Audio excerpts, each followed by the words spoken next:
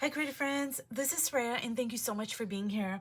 So this is my little children's cardboard book that I converted into an art journal, and I did a flip through of this a while ago where I just had the backgrounds, and they are just such an amazing instrument for your art journal. I'm talking about children's cardboard books because they're so sturdy, and they are usually, they're made to withstand a toddler, spilling stuff and just being very rough and tumble. So it's made out of cardboard. You can layer as many layers as you need to. You can spill and stamp and hot glue anything onto these surfaces. So I absolutely love children's cardboard books, and if you go into my playlist section, I've got a like a section where I talk about children's cardboard books,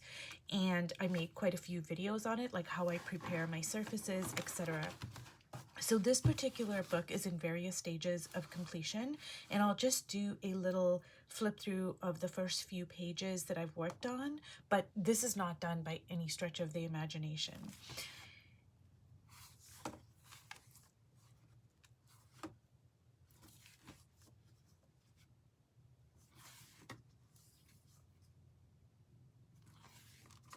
And honestly, I thought this green would be a really good background color, but now I'm not really feeling it.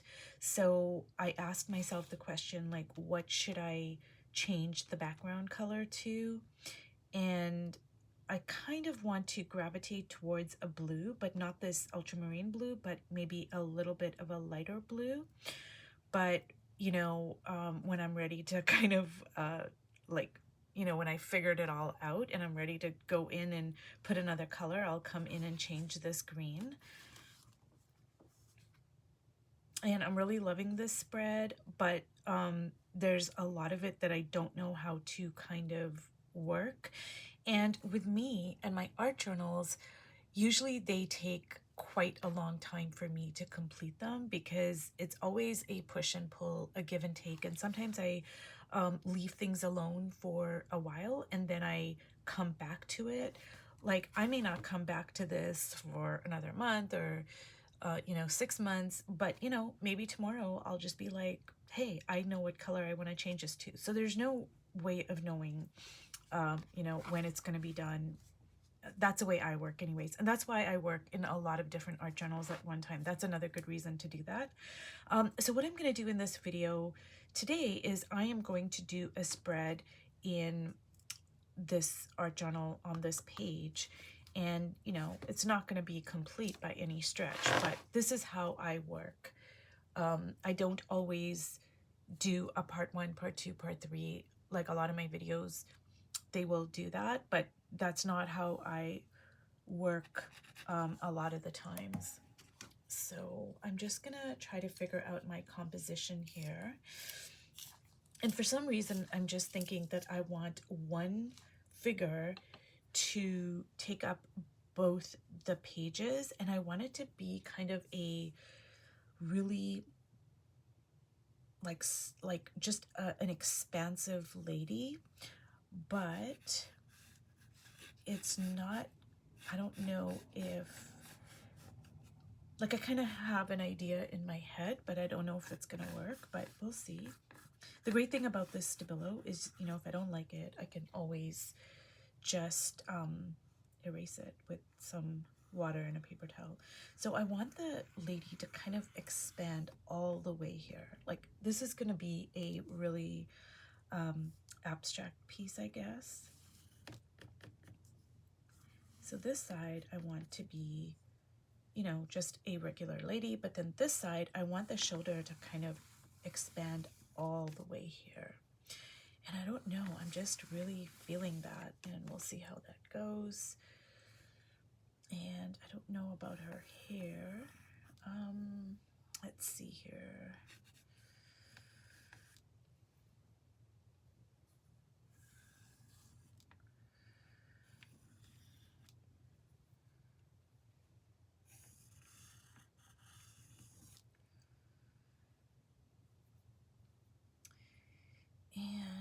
I want there to be a sun or a moon here.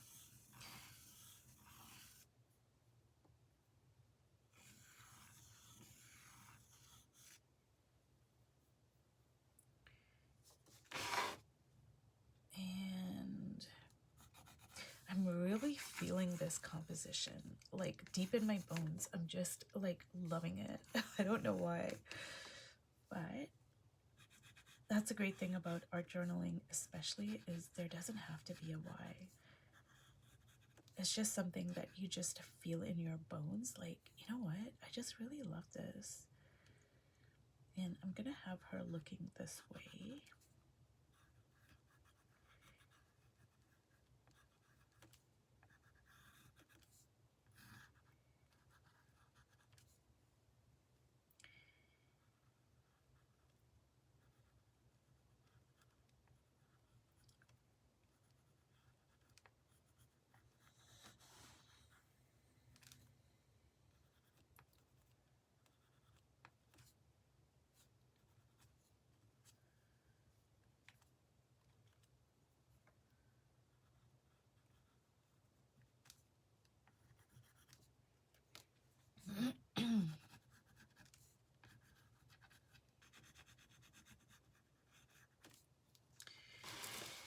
And I don't know, I think I might want to put a bird on her shoulder, but I'm not sure.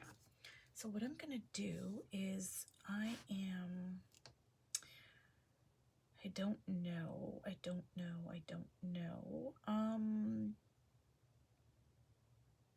I think for right now, I'm just gonna leave it, but I'm gonna ask myself the question, like, is that a good, like, should I put a bird on her shoulder? I'm just asking myself that question. And then I am going to just kind of sketch in a background to kind of just, like make the background go backwards. I'm sorry, I know that's redundant, make the background go backwards, but like I want to push the back, like the background, I want to push it into the distance, and I want the figure to come forward. And I don't know, like part of me wants to put kind of a halo type effect around her head, and part of me wants to put a bird, and I don't know. Let me try the halo out. I think I'm actually feeling the halo.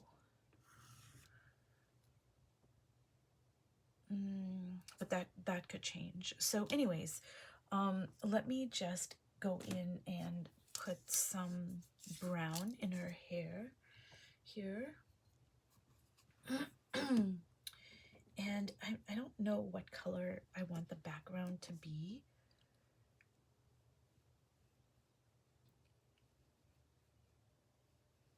And I'm gonna let some of that show through just for interest.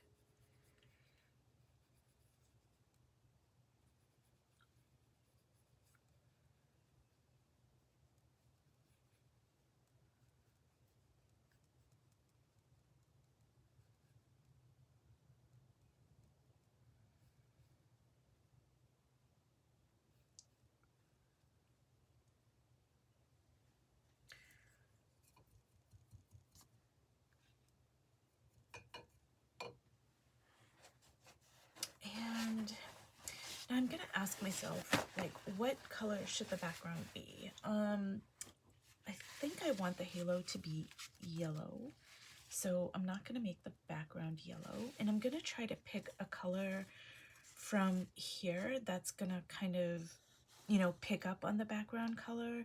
So I have pink, but I don't want to go with pink. I'm just not feeling the pink. I'm actually feeling a blue. So I'm gonna try the blue. I'm gonna try the blue out and see if that's gonna work.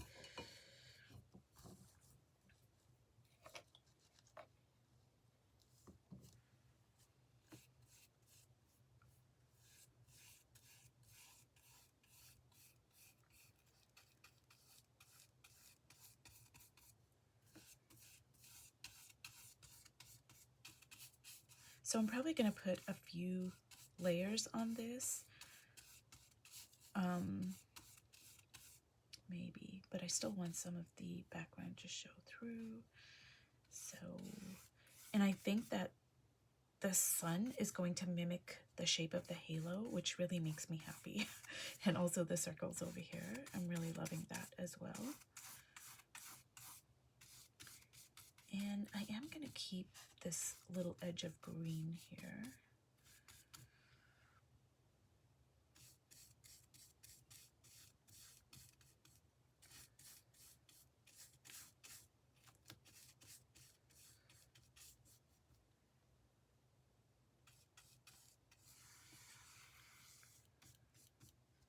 Now I'm really loving this composition. I just am. I don't know why, but it just makes me feel so happy. It delights me.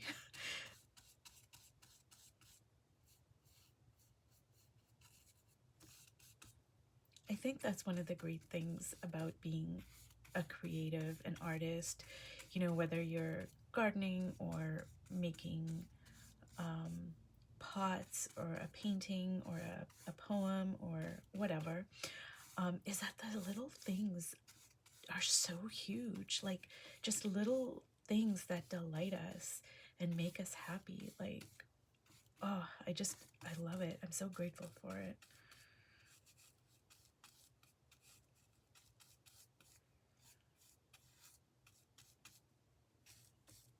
And I've heard other creatives talk about the same thing. Like, oh, I wrote that line of a poem and it just made me so happy. Like, it just is incredible.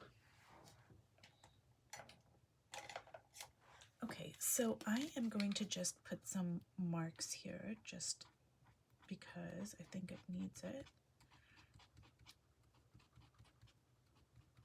And I'm not really liking these pink parts. I don't know why. It's just not, it's not really jiving with the whole piece. So I'm just kind of making a mental note of that I don't like the pinks here. And I think I'm gonna go with a yellow for the halo. And I'm probably going to change, like her face right now is yellow, so I'm gonna probably change that to a, to my burnt sienna. Like I wanna make it into a skin tone, I think. And I think that it's really going to balance the blue out.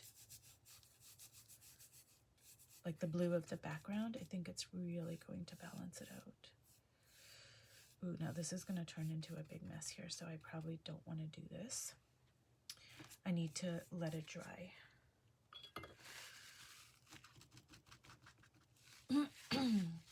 So it's turning green, which I don't want it to do.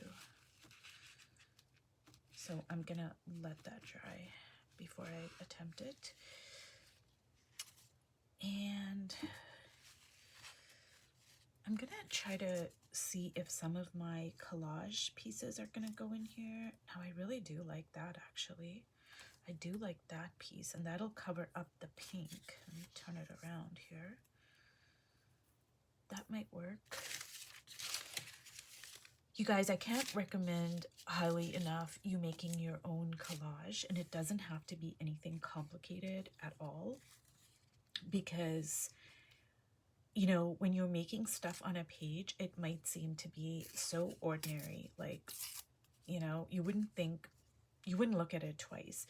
But when you take it out of that particular context and put it in one of your paintings, it really adds so much to your spread. And the best thing about it is it already has your visual language on it because you made it. So even if you don't think it has your visual language on it, it does have your visual language on it. Everything from like your handwriting, which is very, very personal, and handwriting is, you know, all it is lines that you've made. So I really highly recommend that you that you do that. And if you want me to make a video, if there's anybody out there that would like me to make a video on making your own collage, just leave me a note and I will make a video about how exactly I make my own collage. But I'm really loving, like, look at that. And then I could turn it around and I actually like that as well. And the great thing about collage pieces is you can like move everything around and you can say, hey, does this work here? Does this? Now see, I don't like that over there. It kind of, it's flat over there. But over there, it really, I love it there. And I'm loving that piece over there. Ooh, I'm really loving that actually. If I move it a little bit here. And I do want to put another piece because I like to keep things in 3s or 5s, but everything's too wet right now. So I'm just gonna leave it. And if you've watched all the way to the end, thank you so much. And I don't know if this is gonna be a standalone video or if I'm gonna have a part 2, but let me know if you guys want me to make a video on making your own collage. So thanks so much for watching and I'll see you in my next video. Bye.